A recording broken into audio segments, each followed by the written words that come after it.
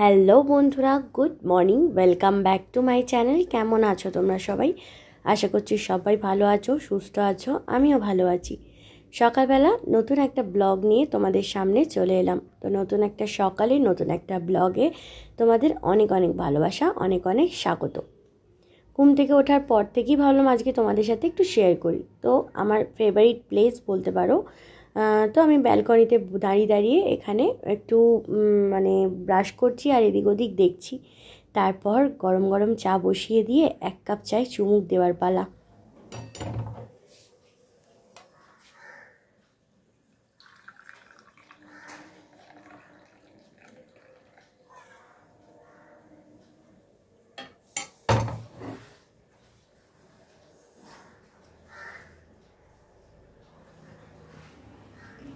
সকাল সকাল চায়ে চুমুকটা না দিলে কাজেই ঠিক এনার্জি পাওয়া যায় না।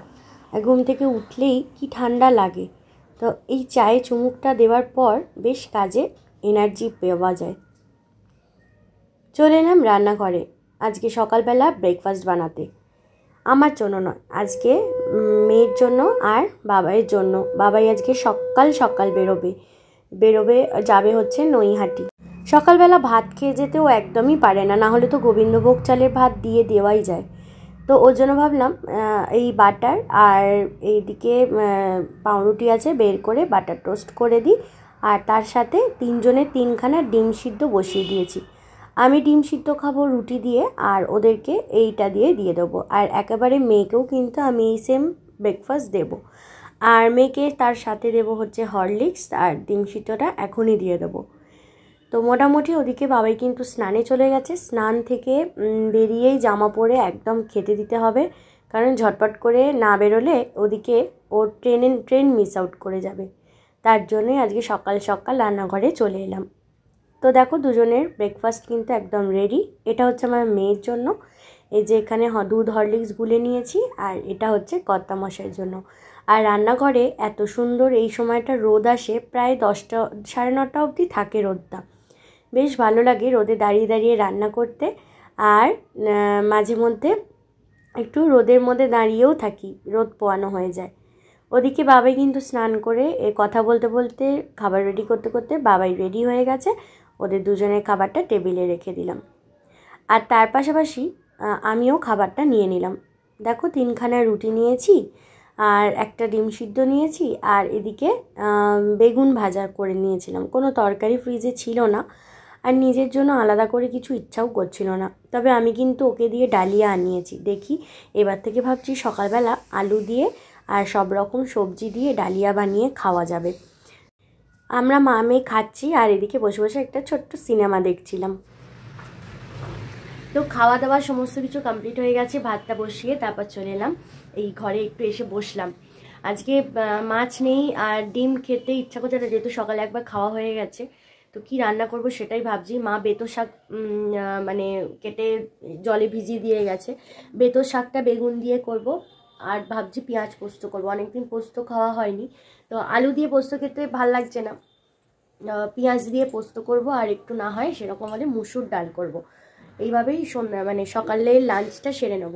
আর মেয়ে ওই ঘরে বসে আছে। এই ঘরটা মোটামুটি ও বিছানাটা তুলে দিয়ে গেছে। তো এইভাবে তুলে দিয়ে গেছে। এটাকে কম্বলটাকে জায়গায় জায়গায় রাখতে হবে। জানলাটা খুলবো, আর এই যে নিচে দেখো যে কার্পেটটা আছে, এই কার্পেটটাকে তুলে বাইরে দেবো, দিয়ে ঝেড়ে নেবো। তারপর ঘরটা মুছলে ঘরটা পরিষ্কার করা হয়ে যাবে। আর ওদিকে দুটো বিছানার চাদর, এই যে বিছানার চাদরটা তুলেছিলাম ওটা কাচাই হচ্ছিল না। তো ওই বিছানার চাদর আর একটা ছিল পরে, দুটোই সকালবেলা বাবাই চান করেছে যখন, তখনই গরম জলে একবারে আমি ভিজিয়ে রেখেছি, কেচে নেবো। একটা একটা করে কেচে মিললে শুকিয়ে যাবে। আর বাসি জামা কাপড় কেচে এই জানলা ওই জানলায় দিয়ে দিয়েছি। সকালে রোদ থাকে তো ওই ঠাকুর ঘরের দিকে জানলাতেও জামা কাপড়গুলো শুকিয়ে যাবে। আর সকালে মা যা যা কেচেছিল সেগুলো হাফ শুকনো হয়ে গেছে, সেগুলো জানলার এদিক ওদিক করে দিয়ে দিয়েছি, শুকিয়ে যাবে জামা কাপড়। মোটামুটি জামা কাপড়গুলো কাঁচা হয়ে গেছে। দুটো শুধু পরে আছে, চাদর পরে আছে, ওটাকে একটা একটা করে কাচবো। আর আমার মেয়ের মেয়ে বাসি জামা পরে আছে, আর আমার এই নাইটিটা সকালে যেটা চেঞ্জ করেছি ওটা চান করার সময় কাচলেই হয়ে যাবে। এই দেখো এখানে কেচে এই জানলাতে মিলেছি, এটা হচ্ছে ঠাকুর ঘরের জানলা। আর ওদিকে ওদিকে জানলাতেও ভর্তি আছে।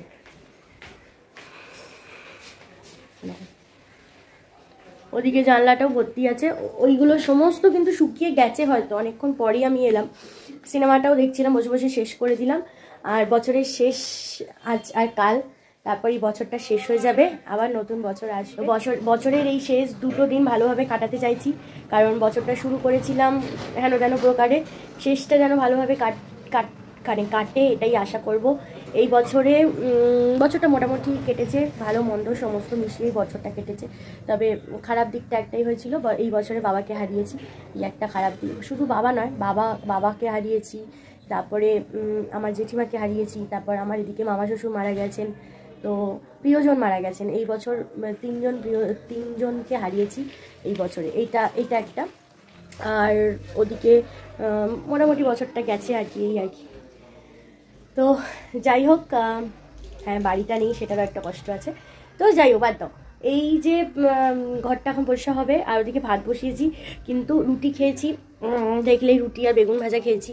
তো কিছু ছিল না তরকারি, ওর জন্য বেগুনটা ভেজেছি, খুব কম তেলেই ভেজেছি। তো মেন দেখো, আমার ডায়েট করা মানে হচ্ছে একদম রোগা স্লিম হয়ে যাবো সেটা নয়, আমার পেটটা বেড়ে যাচ্ছে, তো যার জন্য আমি আমার পছন্দের জামা কাপড়গুলো পরতে পারছি না। ওর জন্য আমার একটুখানি চেষ্টা করা, যাতে আমি আমার নিজের এই পেটটাকে কমাতে পারি, তাতে আমি আমার নিজের পছন্দের জামা কাপড়গুলো পরতে পারি, এটাই আমার মেন উদ্দেশ্য, আর কোনো উদ্দেশ্য নেই। তো চলো, অনেকক্ষণ বকিনি তোমাদের সাথে, তাই বকতে এলাম। আর এই যে এখানে জলখাবারের সমস্ত বাসন আমার মেয়ের আর বাবার তিনজনেরই আছে, আর আমার বর কেমনভাবে পাউরুটি খায় দেখো।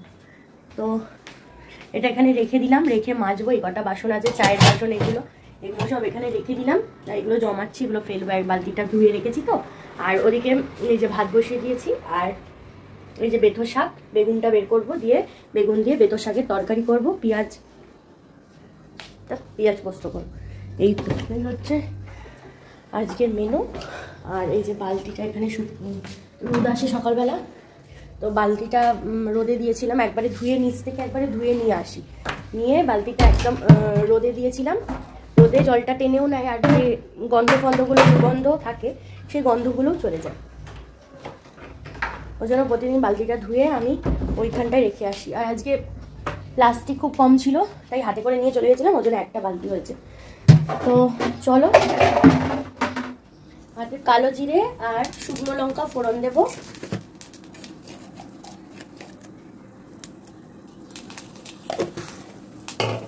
আর এই যে কেটে রাখা বেগুনগুলো আগে দিয়ে ভেজে নেব।